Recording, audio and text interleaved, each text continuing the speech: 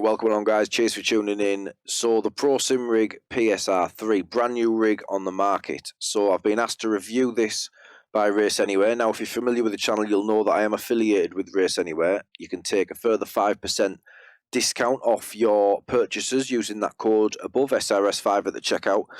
Now, even though I've been asked to review this by the guys at Race Anywhere, they have no sway on what I'm about to say. So my opinions on this are going to be 100% my own. But straight away, I'm not going to mess about. I'm going to explain to you why I believe, in my opinion, this is the best value rig money can buy right now. So we'll go straight in. I'm looking at the website now, ultra heavy duty profile on this rig. So I'll put a picture up of something that I saw earlier in the week, and it was comparing the actual thickness of the profile. Now, I wasn't aware that the profile thickness differed. I just figured they were all the same, as I'm assuming many of you guys did as well. Now, I don't know if any of the other companies I'm going to speak of today use the thinner profile. You'll have to dig a little bit deeper on that one yourselves. I'm not going to put that out there and say they use the thinner one, because I genuinely don't know if they do. But all I know is that ProSimRig are using the thicker profile, which is reassuring. So we have ultra heavy duty profile. We've got a solid wheel section on there, and then the main thing for me here is the extra rigid pedal section. Okay, so when you buy an aluminium profile rig, you're doing so because you want zero flex. Okay, you want to get the forces from the game to your fingertips without losing any along the way in the rig. Now, I've had a direct drive rig previously on a non-aluminium profile rig, and it did shake it to bits over time, which is why I upgraded myself. So we're going to compare this to a couple of rigs that I believe are in the same price bracket. Okay, now there's three of them that immediately spring to mind. We're going to mention one of them and then immediately discount it, because I don't think it's fair that it's in the same price bracket, and that is the GT Omega Prime cockpit. So I've got it up on my screen here. Now, the reason that I mentioned this one is because there was a previous version of this that had a cheaper pedal plate, and the feedback from their customers was that this flexed. Okay, so the 100 kilogram, 200 kilogram load cell pedals that you can get these days are too much for a plate like that. It will flex, you will feel that, and that is why they brought this one back, and back to the drawing board on it, I suppose, and changed the pedal plate for what you can see there, which is a solid aluminium profile pedal deck. Now, if you look carefully at the profile on the Prime cockpit, it is actually substantially larger than the others, including the ProSimRig PSR3, which is why the Prime cockpit is £519.95, and I would compare that to the PSR1. It's a stripped back version for what you get for that price, but it would be a competitor to the PSR1 and not the PSR3. I just wanted to mention it because it was the pedal plate that I wanted to draw your attention to. And if we go to the first one that I'm going to compare this rig to, which is the SimLab GT1 Evo, which is probably the best selling and most well-known aluminium profile cockpit out there. From what I can see on their website, they are using the thinner pedal plate still on the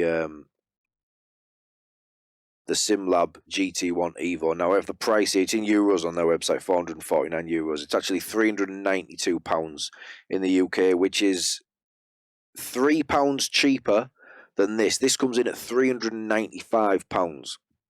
Okay, so give or take, they're the same price. And everything looks very similar, apart from the pedal plate, which we know from feedback from previous companies flexes under high loads. So that's why I'm saying this one, it's blowing these guys away straight away. The Track Racer TR80 Lite is the other one, and again, they use the cheaper, thinner pedal plate.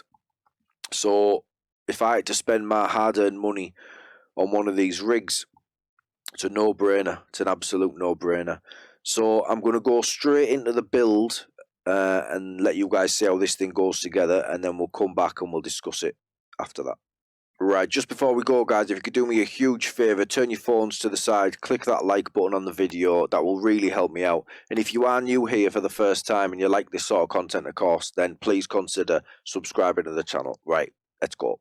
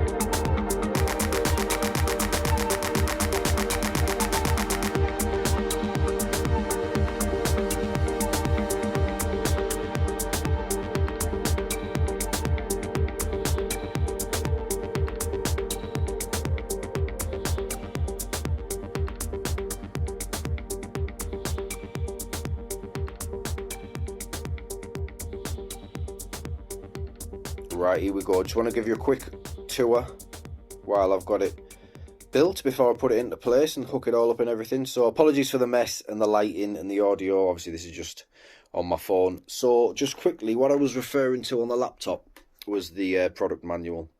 You get that when you get the rig. So Logitech wheels and pedals. Now I inverted the pedal plate, which you can do on this rig, just because I didn't on the PSR1, so I thought we'd give it a go inverted. See what that's like. So this piece of profile is the only thing I've added with the shifter, just so I could get the shifter on, complete the little Logitech set. So here it is next to its big brother, the PSR1. And yeah, same quality of profile as you would expect.